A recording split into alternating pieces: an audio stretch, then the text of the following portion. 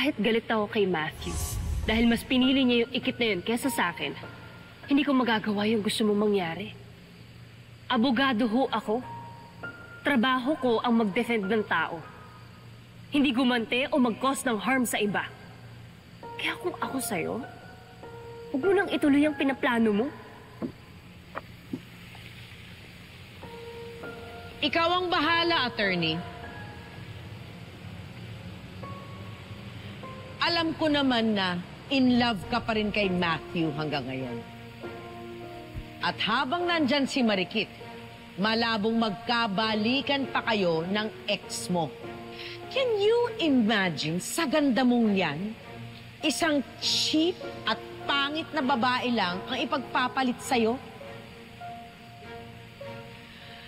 Kung gusto mong magkatuluyan ng happy ending ang love story niyo ni Matthew, iisa lang ang solusyon. Kailangan mawala sa picture si Marikit. Now the choice is yours, attorney. Habang buhay ka na bang maglilinis-linisan at magiging broken-hearted? O makikipagtulungan ka sa akin para burahin natin si Marikit at magkabalikan kayo ni Matthew?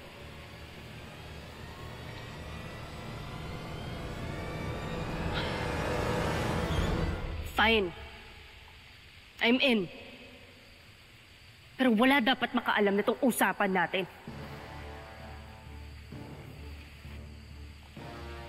Madali naman akong kausap eh. Don't worry. This is going to be our little secret. Hindi malalaman ni Marikit na nag-tag team ang dalawang maganda para burahin ang kapangitan niya dito sa Dream Paradise Resort.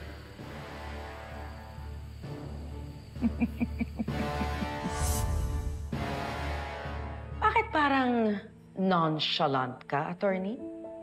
Hindi ka ba masaya sa mga nangyari kay Marikit? Kainis kasi. I was counting on Ikit na tatanggapin niya yung check na yun para magalit sa kanya si Matthew. Pero yung babaeng yun nag-inarte pa.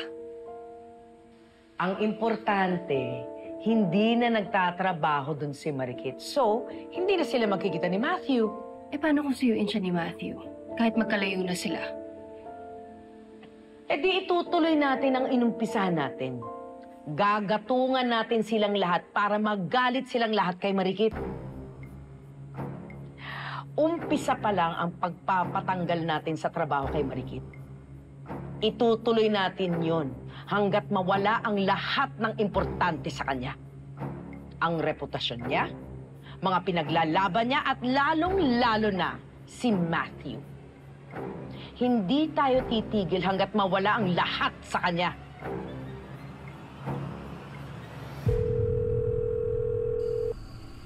Jesus Christ, why isn't she picking up? Bigyan mo na lang ng space, Ikit.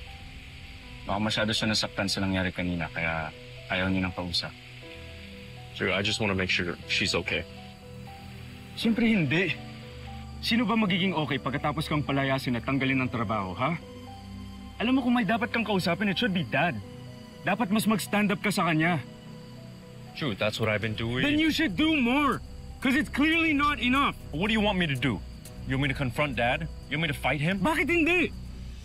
Kung yun ang kinakailangan para malaman ni Dad na mali siya, then do it! Kasi kung talagang mahal mo si Ikit, ipaglalaban mo siya. Hindi mo hahayaan na maaapi siya. Pero kung takot ka na kumprontahin si Dad, then ako na lang haharap sa kanya. Kasi ako, hindi ko hahayaan na maagrabyado ang taong importante sa akin. Gagawin ko ang lahat para kay Ikit. What are you trying to say, man? Why is Ikit so important to you? Are you that dense, kuya? Importante si Ikit sa akin dahil gusto ko siya. Matagal na akong may feelings para sa kanya.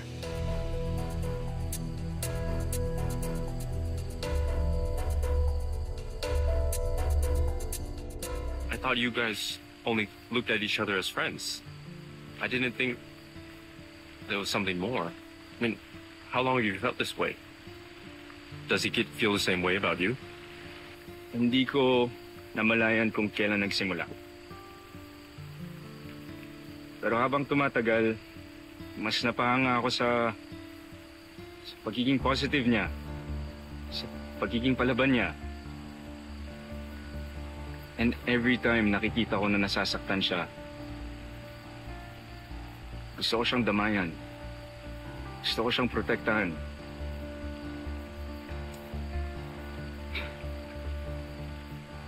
Why don't you just tell me? Kasi alam ko nagugustuhan mo rin si Kikit, kuya. And ayoko mag-cause ng friction or tension between us kasi importante ka din sa akin.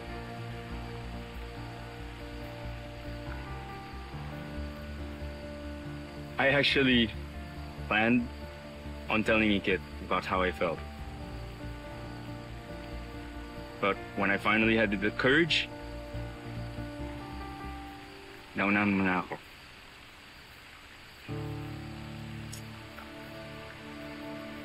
Drew, I'm sorry if I hurt you, Drew.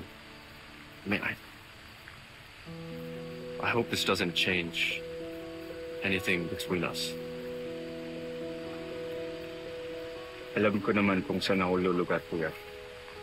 Kaya hindi ako magiging problem sa inyo ni Ikit. Pero kung hindi ka magsa-stand up kay Dad, I won't hesitate to step in. Dahil deserve ni Ikit ang isang taong gagawin ng lahat para protektahan siya.